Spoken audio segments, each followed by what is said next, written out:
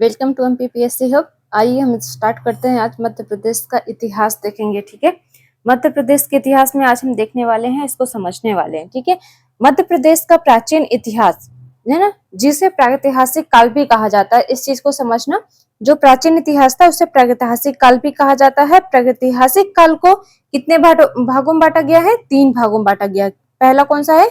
पूरा पाषाण काल, दूसरा मध्य पाषाण काल, तीसरा नव उत्तर पाषाण काल। ये 3 भाग आप याद कर लीजिएगा।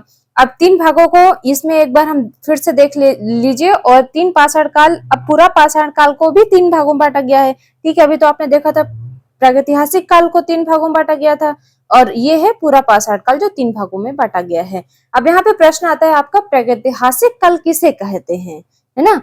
तो आप प्रागैतिहासिक काल आप समझिए, जब पहले के आदि मानव या मानव जब पत्थरों का उपयोग करते थे और गुफाओं के अंदर रहा करते थे, या शिकार करते थे, या कंदमूल खाना शुरू किया था, उस समय को हम क्या कहते हैं? प्रागैतिहासिक काल कहते हैं। ठीक है, अब ये कितने भागों में बांटा गया है प्रागैतिहासिक काल? ये भी आपको 3 भागों में मिलेगा, जो कि पूरा पाषाण काल है, जो 10 लाख बीसी से लेकर 10,000 बीसी तक है, ये भी ध्यान रखना, है ना।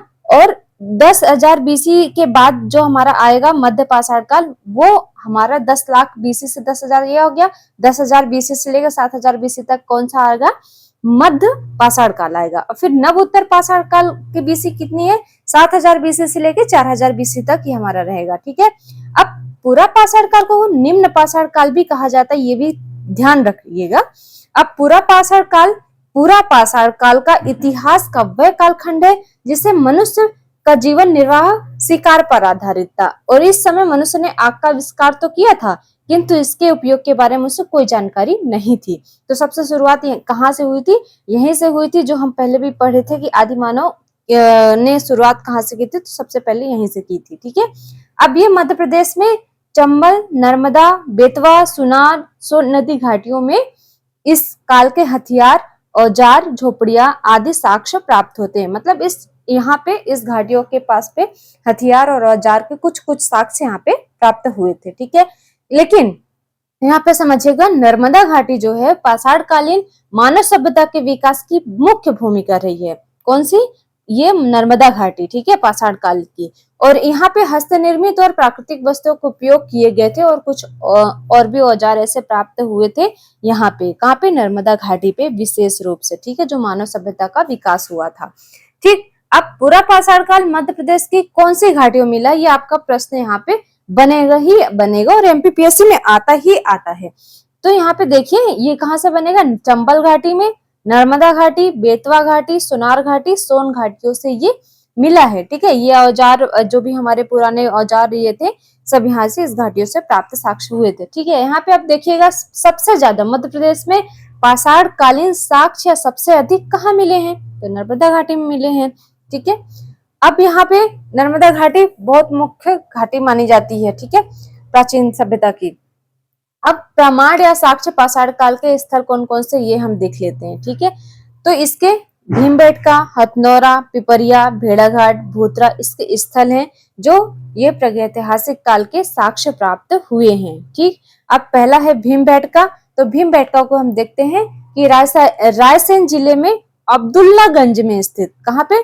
अब्दुल्लागंज स्थित कौन से पर्वत पे? विंध्याचल पर्वत के भीमबेटका की गुफा, जहां मानव का शिकार करते हुए शैल चित्र पाए गए हैं, जिसकी खोज 1956-57 में की गई थी। ठीक है, अब इसके पुरातत्व के जनक कौन है? श्रीधर वाकड़कर ही रहे हैं। ठीक है, जो 500 गुफाएं के समूह यहाँ से प्राप्त हुए थे।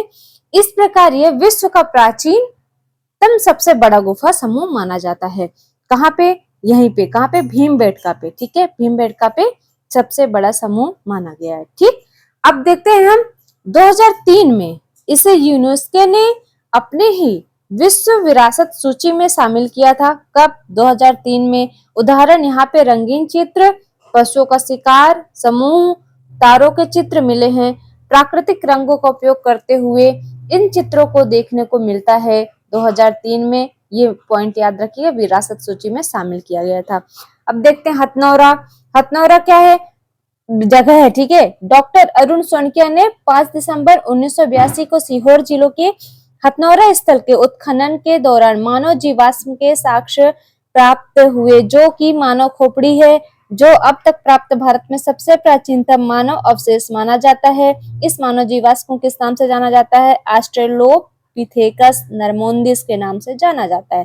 प्रश्न यही आएगा आपका कि सबसे प्राचीन साक्ष्य, मानव का सबसे प्राचीन जीवाश्म या पुराना नर कंकाल कहाँ से मिला है? तो हथनौरा से मिला है। ठीक है, जिस मानव जीवाश्म कंकाल मिला उसे क्या कहा जाता है? तो ऑस्ट्रेलोपिथेकस नरमोंदिस के नाम से जाना जाता है। ये नाम थोड़ा टफ है, लेकिन ये अच्छे से आप इसे पढ़ेंगे तो ऑस्ट्रेलोपिथेकस नरमोंदिस के नाम से जाना जाता है। ठीक, अब देखते हैं पिपरिया। पिपरिया कहाँ पे है? सबसे पहले देखिए होशंगाबाद नर्मदापुरम जिले में है। कहाँ पे? यहाँ पे है। पिपरिया से इस काल में क्या मिला था? 860 औजार प्राप्त हुए थे, जिसकी खोज किसने की थी? डॉक्टर एच डी साकलिया और सुपेकर ने की थी। दोनों ने की थी। यहाँ पे पत्थर और खुरचनी प्राप्त हुए थे, शिकार के मोटे मोटे औजार भी प्राप्त हुए थे। ठीक है, यहाँ पे दो चीजें मिलती है, पत्थर की खुरचनी जो घास वगैरह छोड़ते हैं खेतों पे, ठीक है, और शिकार के मोटे मोटे औजार प्राप्त हुए थे, ये ध्यान रखिएगा।